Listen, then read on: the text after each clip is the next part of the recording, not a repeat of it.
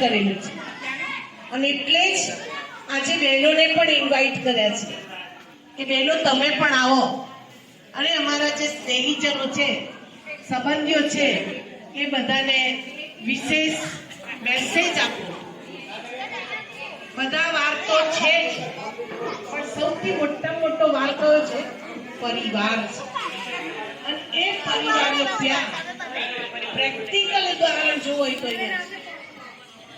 જેમ બે ભાઈઓ છે, રામ લક્ષ્મણની જોડી, શંભુ અને બંટી, એમ પલક અને મોના પણ સીતા અને ઉર્મિલાની જોડી છે.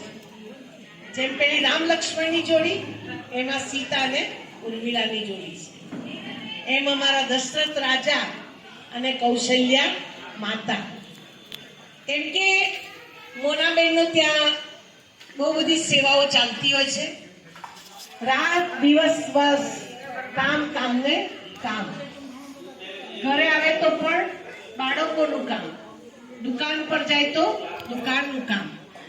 એક વખત કોઈ કારણસર મેં ફોન કર્યો તો એ 2 જણ હતા શોપ પર. શંભુ અહીં હતો. તમે કશું કરું છું મોના? તો 5-6 આઈટમો મને ગણીને બતાવીશ. અને કેટલા લોકોની? 50 લોકોની.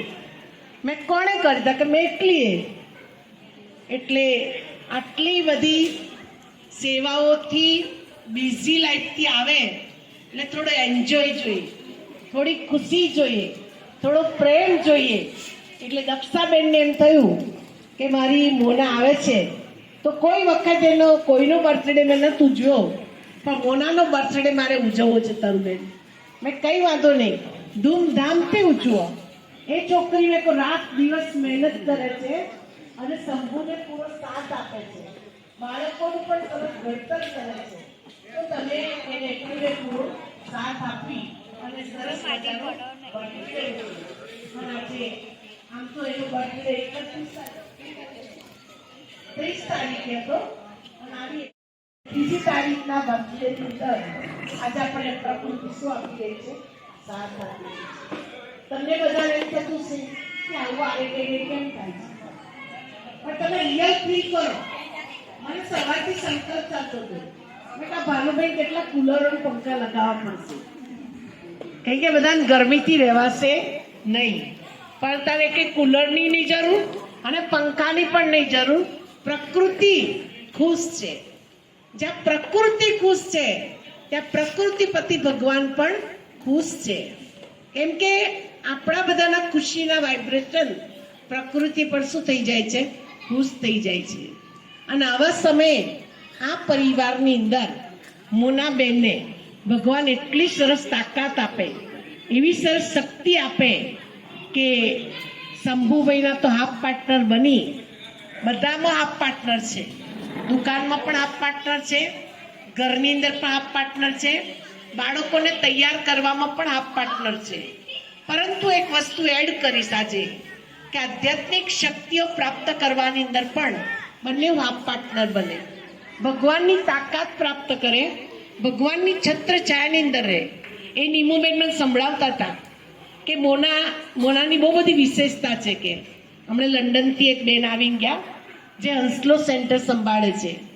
તો મને સંભળાવતા હતા કે મોના બહુ દયાળુ છે. કે એક વખત હું વરસાદમાં ભીજાતી હતી અને ગાડી લઈને જતી હતી તો ગાડી ઊભી રાખી. કે બેન કઈ જવું છે?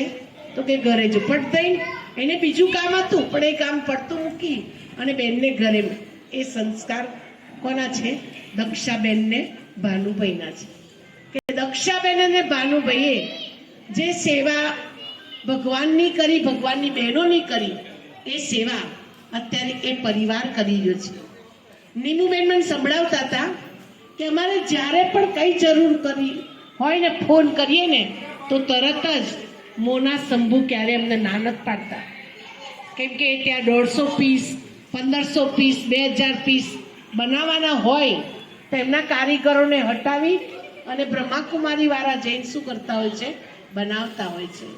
તો આવું સરસ કાર્યની અંદર બિઝી રહેનાર વ્યક્તિ આજ આપણા બધાની વચ્ચે પહોંચી ગયા છે. તો જોરદાર તાલીથી આપણે શું કરીએ? વધાવી લઈએ. એમને કયું વર્ષ બેઠું? 39. 9 ને 3 કેટલા થાય? ના, 9 ને 3 કેટલા થાય? 12. 9 ને 3 12 થાય. 9 ને 3 કેટલા થાય? 12 થાય. અને એ 12 આ 2026ના વર્ષની અંદર 12ની આપણે એક માલા એમને પહેરાવીએ કે જે માલા એમના જીવનની અંદર ઉપયોગી બને. પહેલો માલાનો મોતી કે બધાના સહયોગી બની અને બધાનો પ્યાર પ્રાપ્ત કરે. પહેલો મોતી કયો છે? સહયોગનો.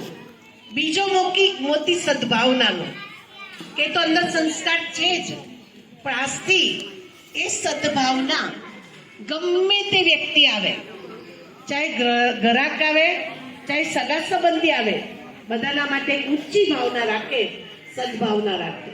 ત્રીજો મોતી સંતોષનો મોતી, જે મળ્યું, જેટલું મળ્યું, જેવું મળ્યું એનાથી ખુશ રહે.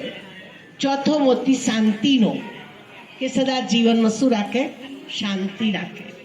કારણ કે જે પરિવારની અંદર શાંતિ છે ને ત્યાં બધું જ છે, પણ જે પરિવારમાં શાંતિ નથી ને તો બધું હોવા છતાં પણ શું છે?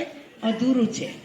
છઠ્ઠો મોતી છે ભગવાનની પાસે રહેલી શક્તિઓને ખેંચવા માટેની જે તાકાત છે એ હિંમત છે. અને એ હિંમતનો મોતી ભગવાનની શક્તિઓ ખેંચવાની છે, ભગવાનની તાકાત ખેંચવાની છે. અને આવનાર પરિસ્થિતિનો સામનો કરવા માટે આઠમો મોતી છે સહનશીલતાનો મોતી, કે ગમે તેવી પરિસ્થિતિ આવે. ભાઈનું બહુ મોટું પેપર પાસ થઈ ગયું, તે વખતે મોના પણ પેપરમાં શું થઈ ગઈ? પાસ થઈ ગઈ. કેમ કે જવાન જોત ભાઈ જ્યારે શરીર છોડીને ચાલ્યો જાય